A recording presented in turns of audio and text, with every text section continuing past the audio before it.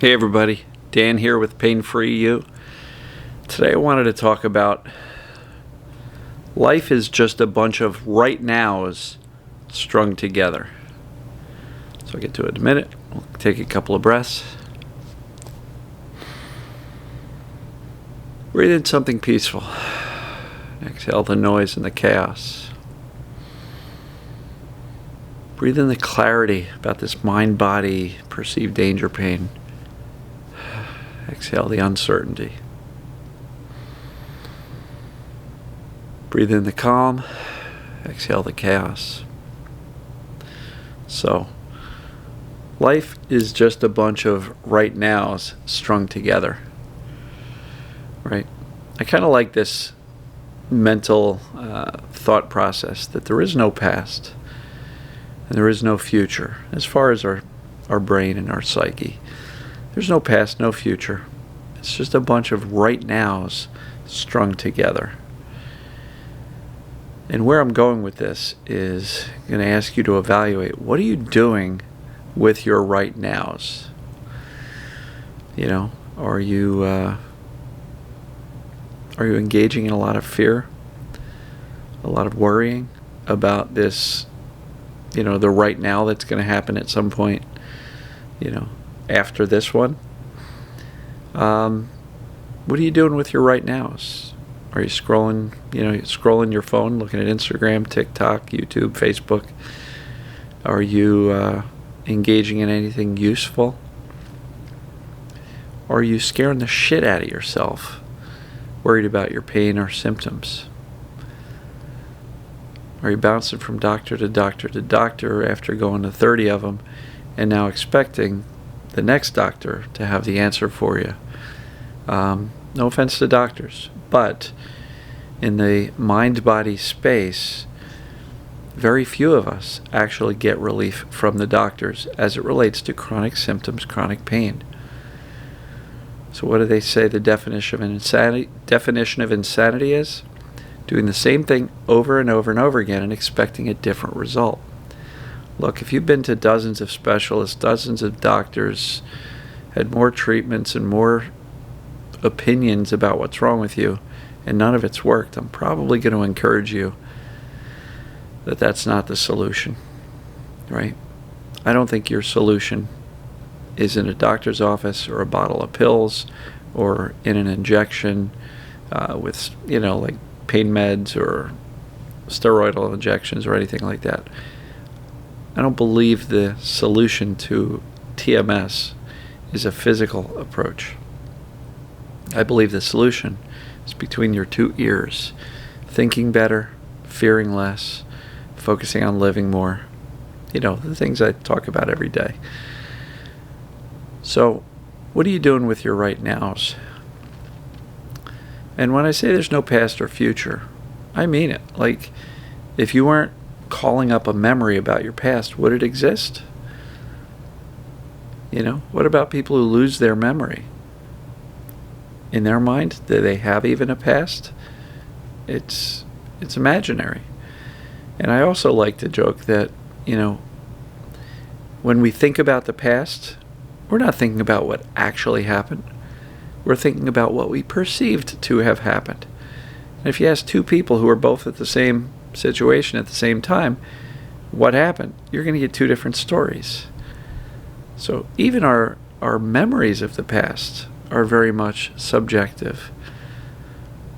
I don't know. That's all theoretical, a little bit of mumbo jumbo, doesn't really matter too much. Now, how it does matter is about our emotional state.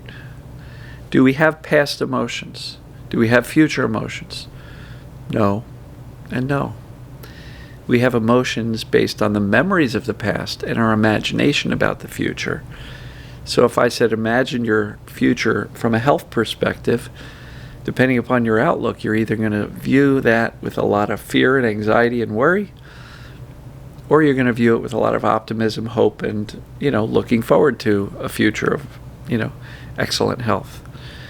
When I ask you to think about your past, what emotions are there? None. You're only drawing up those emotions from the past based on your memory of what you think happened. So I also say, I don't think the solution to this is in the rearview mirror. I think the solution to this is in your right nows. In other words, what are you doing right now? What are you doing right now to get super, super clear that there's nothing wrong with you? I know you got sensations. I know you got pain. I know you got things that aren't working right. But that's the result of a problem that's created in the brain based on perceived danger. So what are you doing to teach yourself that this perceived danger, TMS, mind-body syndrome, whatever you want to call it, whatever acronym sits for you, what are you doing to convince yourself that that is the and only thing going on? That's a great starting point, foundationally, knowing, deciding, and staying committed to that reason why you may be having some of these symptoms in the first place. And then, if perceived danger, your brain believing that you're broken when you're really not, if that's the issue, what are you doing right now to teach yourself that, hey, there's nothing wrong? And I think one of the most powerful things that we can do right now is choosing how we respond to our sensations or symptoms or pains, whatever you want to call it. Right? What are you doing right now? If you're catastrophizing, if you're worrying, if you're freaking out, probably not going to help your brain learn that you are in fact okay already. If you are calm, if you're breathing, I'm not a big proponent of meditation, but if you're meditating, if you are thinking about a positive future, if you are engaged in living your life right now, connecting with others, seeing how much fun you can have. And just to touch on the fun, if you're in a state of crisis and you hear me say, have some fun, you're probably saying, you're nuts, Dan, that's not possible. And you're probably right. Because if you look at the brain's primary focus and job, it's to keep you safe and you alive. So when you're in a state of crisis and somebody goes, have some fun, and you say, well, I'm trying to have fun, but I can't get it. I can't access any amount of joy. And I think it kind of struck me a week or two ago, talking to somebody who was really in a state of crisis. And he says, I can't even sit down with my 4-year-old and have some fun. And it struck me that the reason that happens is because his brain was in crisis.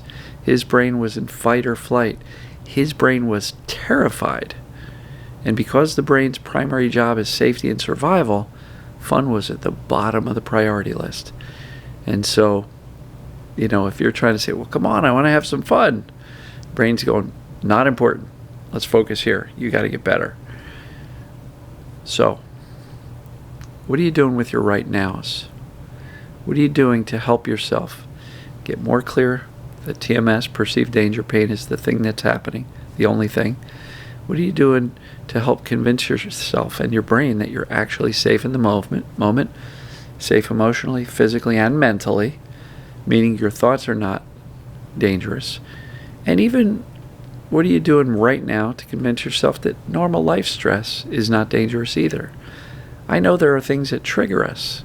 What are you doing to convince yourself that those triggers are not dangerous? We don't convince ourselves that triggers are not dangerous by avoiding them. That only confirms the brain's perceived danger about those triggers. So, I don't know. Right now is what matters. There's been books written and people speaking about, the power of right now, the power of presence, and all that kind of stuff. And it's good stuff. It's real stuff. Looking in the rearview mirror is not going to give you the answers as to what's going on. I'm sorry. Focus on your right now. Feel your right now emotions. Calm your body right now. Relax it so you can breathe confidently and comfortably. I tried to combine those two words.